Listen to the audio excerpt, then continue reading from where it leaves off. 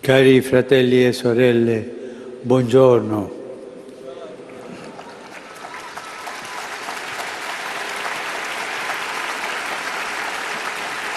Dopo aver riflettuto su come la famiglia vive i tempi della festa e del lavoro, consideriamo ora il tempo della preghiera. Il lamento più frequente dei cristiani riguarda proprio il tempo. Dovrei pregare di più, vorrei farlo, ma spesso mi manca il tempo. Lo sentiamo continuamente. Il dispiacere è sincero, certamente, perché il cuore umano cerca sempre la preghiera, anche senza saperlo, e se non la trova non ha pace. Ma perché si incontrino bisogna coltivare nel cuore un amore caldo per Dio, un amore affettivo. Possiamo farci una domanda molto semplice. Va bene credere in Dio con tutto il cuore, va bene sperare che ci aiuti nelle difficoltà, va bene sentirsi in dovere di ringraziarlo. Tutto giusto, ma vogliamo anche un po' di bene il Signore? Il pensiero di Dio ci commuove, ci stupisce, ci internerisce. Pensiamo alla formulazione del grande comandamento che sostiene tutti gli altri. Amerai il Signore tuo Dio con tutto il tuo cuore, con tutta la tua anima e con tutte le forze. La formula usa il linguaggio intensivo dell'amore, riversandolo in Dio. Ecco lo spirito di preghiera abita anzitutto qui, e si abita qui, abita tutto il tempo e non esce mai. Riusciamo a pensare Dio come la carezza che ci tiene in vita, prima della quale non c'è nulla? Una carezza dalla quale niente, neppure la morte ci può distaccare? Oppure lo pensiamo soltanto come un grande essere, l'Onnipotente, che ha fatto ogni cosa, il giudice che controlla ogni azione? Tutto vero, naturalmente, ma solo quando Dio è l'affetto di tutti i nostri affetti, il significato di queste parole diventa pieno. Allora ci sentiamo felici e anche un po' confusi, perché Lui ci pensa e soprattutto ci ama. Non è impressionante questo? Non è impressionante che Dio ci carezzi con amore di padre? È tanto bello, tanto bello. Poteva semplicemente farsi riconoscere come l'essere supremo, dare i suoi comandamenti e aspettare i risultati.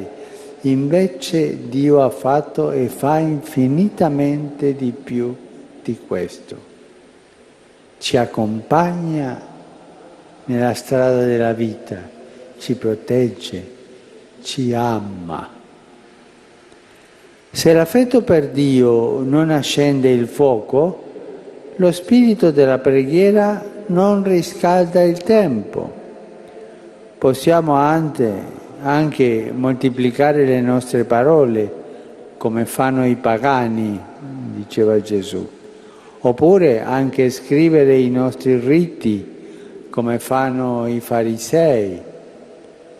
Un cuore abitato dall'affetto per Dio fa diventare preghiera anche un pensiero senza parole, o un'invocazione davanti a un'immagine sacra, o un bacio mandato verso la Chiesa. È bello quando le mamme insegnano ai figli piccoli a mandare un bacio a Gesù o alla Madonna. Quanta tenerezza è in quello! In quel momento il cuore dei bambini si trasforma in luogo di preghiera ed è un dono dello Spirito Santo. Non dimentichiamo mai di chiedere questo dono per ciascuno di noi, perché lo Spirito Santo ha quel suo modo speciale di dire nei nostri cuori Abaco, cioè Padre, ci insegna a dire Padre proprio come lo diceva Gesù, un modo che non potremo mai trovare da soli. Questo dono dello Spirito è in famiglia, che si impara a chiederlo e a apprezzarlo. Se lo impari con la stessa spontaneità con la quale impari a dire papà e mamma, l'hai imparato per sempre.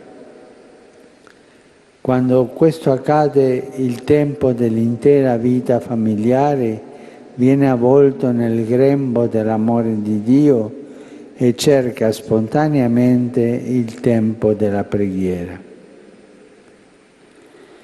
Il tempo della famiglia, lo sappiamo bene, è un tempo complicato, affollato, occupato, preoccupato. È sempre poco, non basta mai, ci sono tante cose da fare.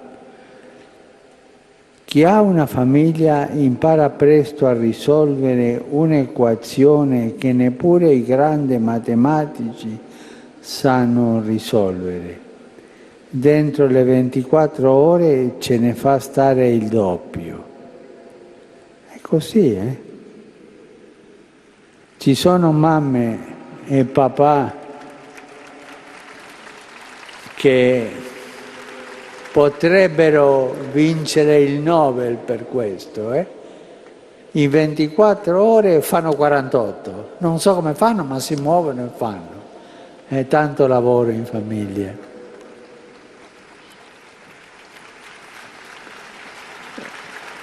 Lo spirito della preghiera riconsegna il tempo a Dio, esce dalla ossessione di una vita alla quale manca sempre il tempo, ritrova la pace delle cose necessarie e scopre la gioia dei doni inaspettati.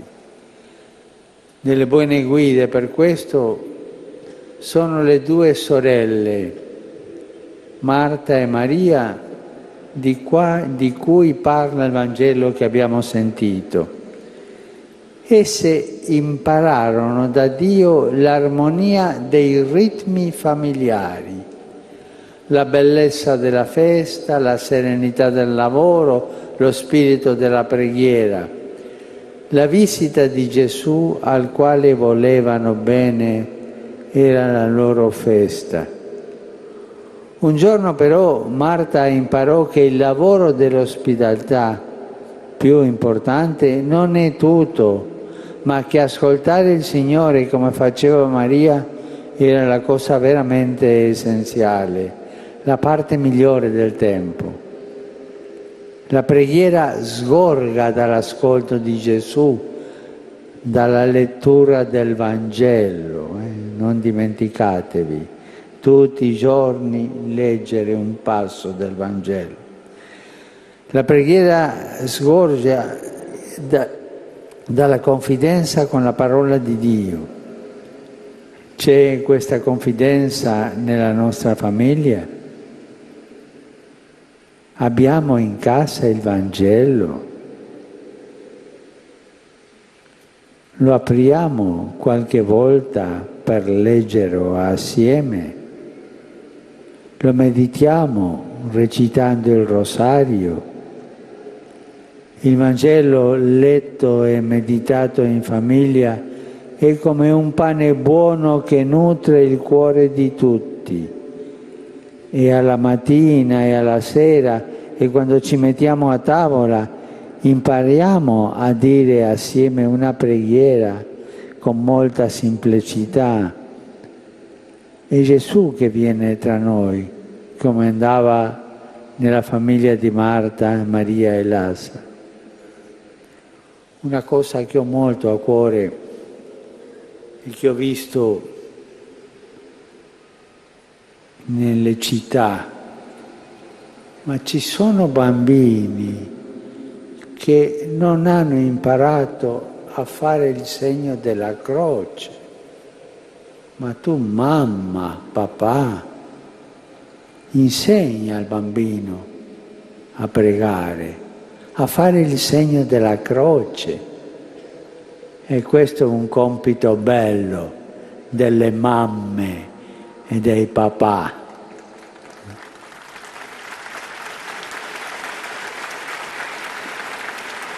Nella preghiera della famiglia, nei suoi momenti forti e nei suoi passaggi difficili, siamo affidati gli uni agli altri, perché ognuno di noi in famiglia sia custodito dall'amore di Dio. Grazie.